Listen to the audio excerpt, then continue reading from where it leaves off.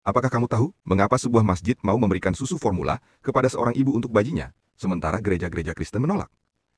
Aku akan jelaskan kepadamu sekarang.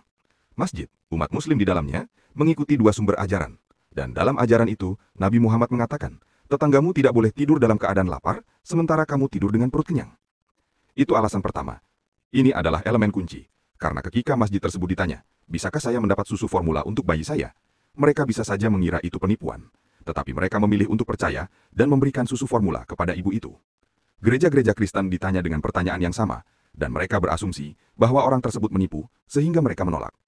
Alasan kedua, yang mungkin akan mengecewakan banyak orang, adalah tampaknya umat muslim, sebagaimana juga ajaran dalam Al-Quran dan hadis, justru terlihat bertindak lebih dekat dengan apa yang akan dilakukan oleh Yesus, dibandingkan apa yang dilakukan oleh umat Kristiani sendiri. Hal itu bisa dimengerti, mengingat Yesus lahir di Timur Tengah. Jadi keyakinan bahwa kamu harus membantu sesama manusia, bahkan jika mereka berbohong sekalipun, karena kamu melakukannya semata-mata karena itu hal yang benar untuk dilakukan, tampaknya sangat melekat dalam hal ini. Mengapa selusin gereja Kristen menolak untuk memberikan seorang ibu susu formula untuk bayinya, tetapi masjid, umat muslim yang selama ini sering disalahpahami dan didemonisasi, justru dipercaya dan mereka memberikan makanan yang dibutuhkan wanita itu? Mungkin kita belum benar-benar mengetahui kaum muslim sebaik yang kita kira. Dan mungkin, umat Kristen terlalu sering mendapatkan pembenaran yang tidak sepantasnya. Jadi keyakinan bahwa kamu harus membantu sesama manusia, bahkan jika mereka berbohong sekalipun, karena kamu melakukannya semata-mata karena itu hal yang benar untuk dilakukan, tampaknya sangat melekat dalam hal ini. Mengapa selusin gereja Kristen menolak untuk memberikan seorang ibu susu formula untuk bayinya, tetapi masjid, umat muslim yang selama ini sering disalahpahami dan didemonisasi, justru dipercaya, dan mereka memberikan makanan yang dibutuhkan wanita itu? Mungkin kita belum benar-benar mengetahui kaum muslim sebaik yang kita kira. Dan mungkin, umat Kristen terlalu sering mendapatkan pembenaran yang tidak sepantasnya. Dalam sebuah eksperimen sosial yang dilakukan oleh seorang wanita muda, ia mencoba menguji seberapa jauh lembaga-lembaga keagamaan mau membantu ketika ada kebutuhan yang benar-benar mendesak. Ia tidak datang secara fisik, tidak membawa bayi, dan tidak menampilkan kesedihan di depan pintu rumah ibadah manapun. Ia hanya mengangkat telepon dan menghubungi satu gereja demi satu gereja, menjelaskan bahwa ia seorang ibu yang kehabisan susu formula dan memerlukan bantuan agar bayinya dapat makan hari itu juga. Namun, dari panggilan demi panggilan yang ia lakukan, sebuah kenyataan pahit terungkap. Mayoritas gereja yang ia hubungi tidak dapat memberikan bantuan, bukan karena mereka tidak memiliki dana, melainkan karena mereka terikat oleh aturan internal yang sangat ketat.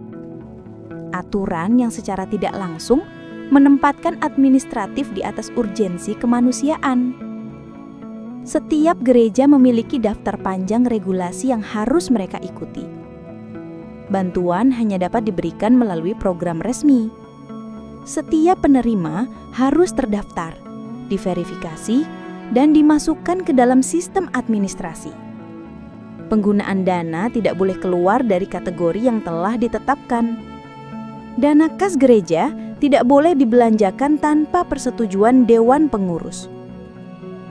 Bantuan tunai dilarang kecuali melewati pemeriksaan identitas, penilaian kebutuhan, dan persetujuan rapat internal.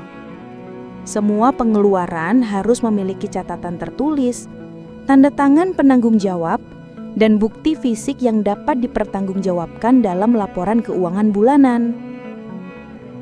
Dan di balik setiap aturan itu, tersimpan ketentuan tambahan yang tidak kalah kaku. Bahwa bantuan darurat tidak diakomodasi tanpa persiapan. Bahwa setiap permintaan harus melewati verifikasi administratif.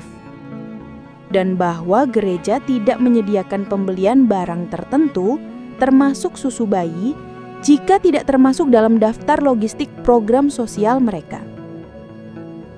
Eksperimen itu pun memperlihatkan sebuah pola yang sama. Aturan lebih dominan daripada situasi kemanusiaan. Kebutuhan bayi yang seharusnya bersifat darurat dianggap sebagai permintaan yang tidak tercakup dalam prosedur. Telepon bukan dari jemaat tetap, kebutuhan tersebut ditempatkan di luar prioritas gereja. Yang terungkap bukanlah ketidakpedulian personal, melainkan sebuah sistem yang terlalu administratif terlalu birokratis, dan terlalu jauh dari spontanitas pertolongan. Sebuah sistem yang membuat empati menjadi tersandara oleh mekanisme internal. Eksperimen sosial itu membuka mata banyak orang bahwa sebuah lembaga yang semestinya menjadi pusat belas kasih dapat berubah menjadi struktur yang dingin ketika aturan menjadi lebih penting daripada tindakan cepat. Gereja-gereja tersebut memang menjaga amanah jemaat, menjaga transparansi, dan menjaga keuangan agar tidak disalahgunakan. Namun seringkali dalam proses menjaga itu, mereka tanpa sadar mengesampingkan kondisi manusia yang membutuhkan bantuan sesegera mungkin. Kemanusiaan menuntut tindakan cepat, tetapi sistem gereja menuntut proses berlapis. Kemanusiaan membutuhkan empati spontan, tetapi administrasi gereja membutuhkan persetujuan formal. Kemanusiaan mendesak hari ini, tetapi aturan meminta waktu, catatan, dan kelengkapan data. Eksperimen ala Nikali Monroe itu tidak bertujuan menjatuhkan rumah ibadah tertentu, melainkan memperlihatkan bahwa ketika aturan terlalu banyak, yang pertama kali terkorbankan adalah sisi manusia. Dan di dunia nyata, bayi yang lapar tidak menunggu tanda tangan, dan air mata seorang ibu tidak menunggu formulir diproses.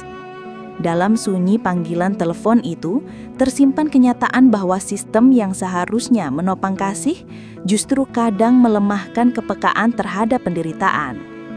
Eksperimen ini mengingatkan bahwa dalam situasi darurat, terkadang yang dibutuhkan bukan prosedur panjang, melainkan tindakan kecil yang penuh belas kasih.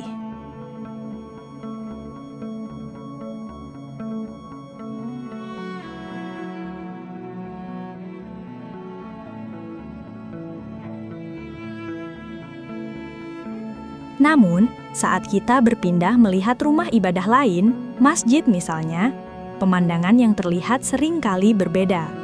Di banyak tempat di dunia, masjid memiliki tradisi yang lebih fleksibel dalam memberikan bantuan.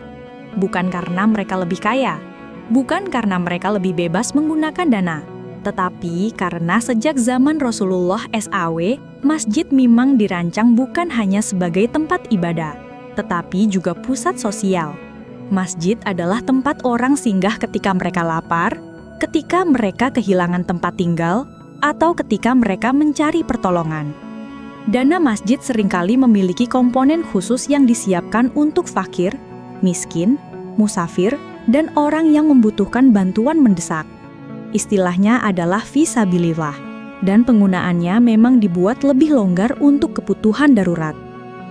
Ketika seorang ibu datang ke masjid meminta susu bagi bayinya, para pengurus masjid biasanya tidak bertanya panjang lebar, tidak menanyakan identitas, tidak bertanya agamanya apa, atau apakah dia termasuk jemaat tetap atau bukan. Mereka memandangnya sebagai kebutuhan manusia yang harus dipenuhi segera. Dalam ajaran Islam, bayi yang kelaparan adalah kondisi darurat yang tidak boleh ditunda. Menolongnya adalah tindakan kemanusiaan sekaligus ibadah. Seringkali para pengurus masjid langsung bergerak cepat. Ada yang spontan mengumpulkan donasi dari jamaah. Ada yang mengambil dana dari kas sosial.